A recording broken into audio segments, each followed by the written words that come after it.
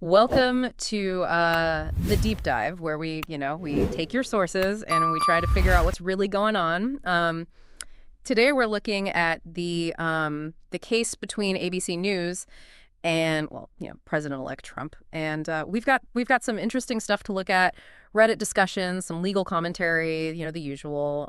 Yeah, it's a pretty fascinating mix. It really is. And I'm seeing a lot of reaction online, a lot of opinions. One Redditor even said, "I'm really, really getting tired of this timeline." Oh yeah, I saw that one too. I mean, who isn't, right? But we're here to dive in, so let's break this down. What even happened to trigger this whole thing? Right. So the lawsuit all started with an interview George Stephanopoulos did on his show this week, right? And he kept saying that Trump was found liable for rape in that Carroll case.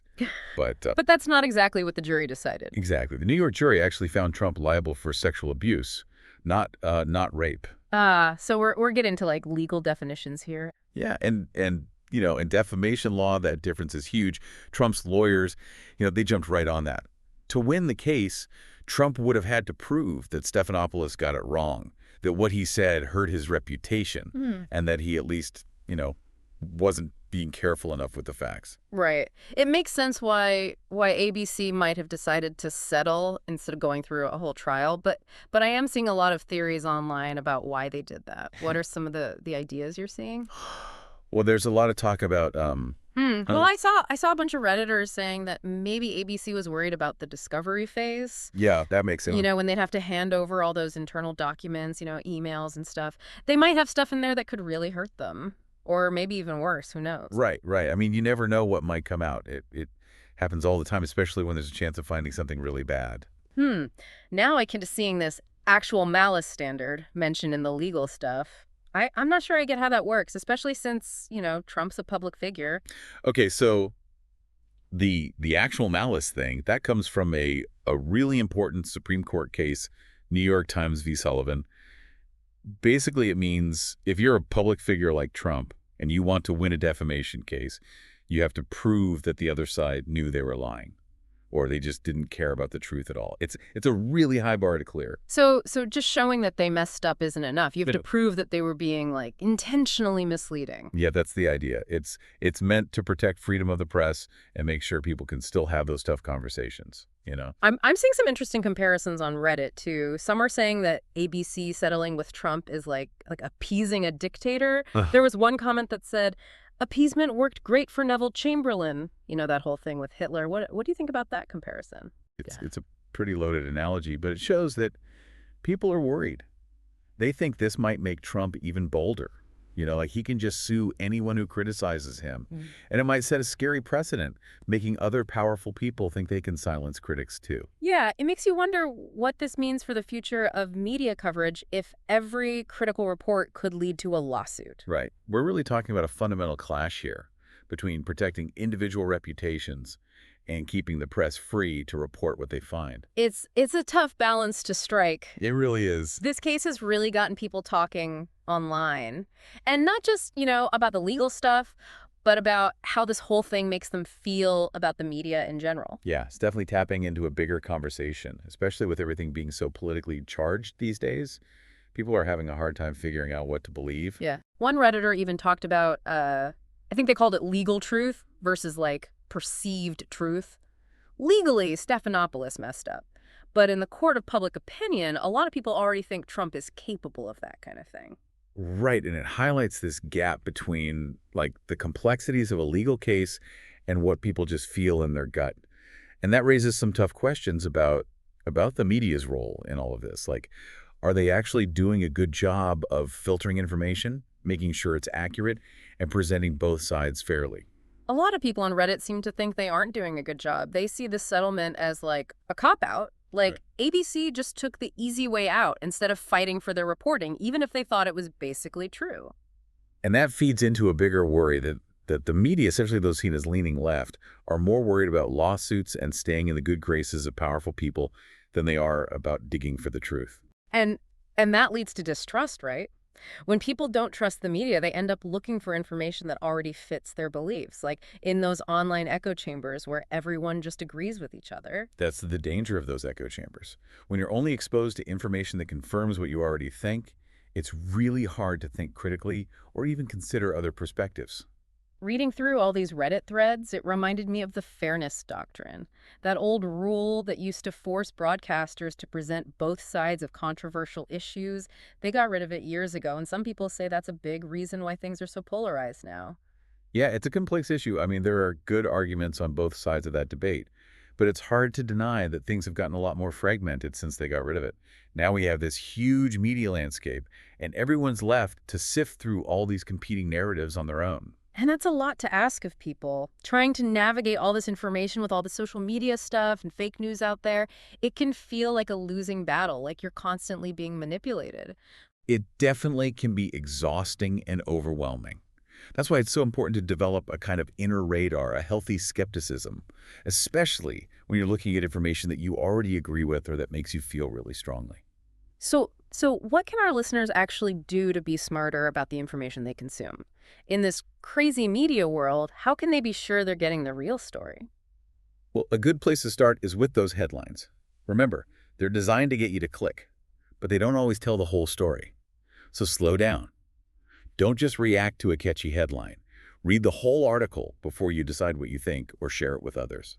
So don't just hit that share button right away. Do a little digging first. Exactly. And while you're reading, think about the source. Are they known for being accurate and fair? Do they lean one way or the other? Try to find the same information from a few different sources, especially from different sides, so you can get a fuller picture. And and I know we've all heard about confirmation bias, that thing where we tend to believe information that already fits our opinions. How can people fight against that? Well, try to actively look for different perspectives, even ones that make you uncomfortable. If everything you're reading makes perfect sense to you, it might be time to branch out and get some new sources of information. It's those times when you're forced to confront ideas that challenge your beliefs that you actually grow intellectually. So lean into that uncomfortable feeling when your beliefs are challenged. It might mean you're learning something new. Right. And don't forget about the power of emotions.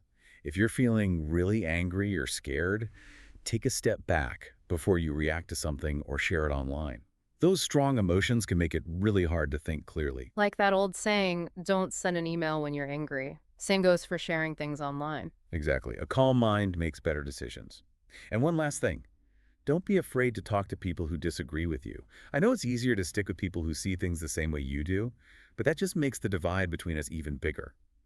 A healthy democracy needs people to talk to each other, even when it's hard. It's easy to stay in those echo chambers, but it doesn't make for a good society. We have to learn to talk to each other respectfully, even when we disagree. I agree. It's in those uncomfortable conversations when we have to face different opinions that we really test our own beliefs and learn from each other. We've talked about a lot today, the media, fake news, and how we can all be more responsible with information. I know it can feel overwhelming, and I think a lot of people relate to that Redditor who said they were tired of all this. But it's also encouraging to see so many people on Reddit trying to be better informed, having real discussions, and holding each other accountable for the stuff they share. That's the hopeful part. It reminds us that we're not just helpless bystanders in this information overload.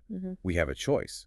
We can decide to be more careful, more thoughtful, and more responsible in how we interact with the world. So we've been talking about this ABC News settlement with, well, President-elect Trump. We've looked at the legal side, the media's role, what everyone's saying.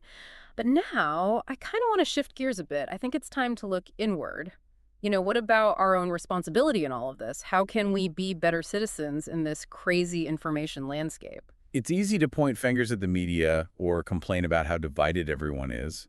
But at the end of the day, each of us has a part to play in making things better. While I was getting ready for this, I was reading this article about the psychology of misinformation, and it really made me think about how easily we can fall for these traps. Like, our brains are actually wired to be drawn to sensational stories, things that confirm what we already believe, and, stuff that makes us feel really emotional. I know I do it all the time. I'll see some headline that gets me all riled up, and I'll share it without even checking if it's true. Yeah, I think we're all guilty of that sometimes. Our brains are wired to look for patterns and make quick judgments, but that can backfire, especially now when we're bombarded with so much information. The key is to be aware of those biases so we can catch ourselves before we make those mistakes. So basically, we have to become our own fact checkers, like be our own media critics. Exactly. We need to develop that healthy skepticism, that willingness to question even the things that we agree with. Okay, so how do we actually do that? What are some things our listeners can do to be more careful about what they're reading and believing? Well, the first thing is simple, but it's really important. Be careful with those headlines. They're designed to grab your attention, but they often don't tell the whole story. So before you react, take a minute to read the whole article.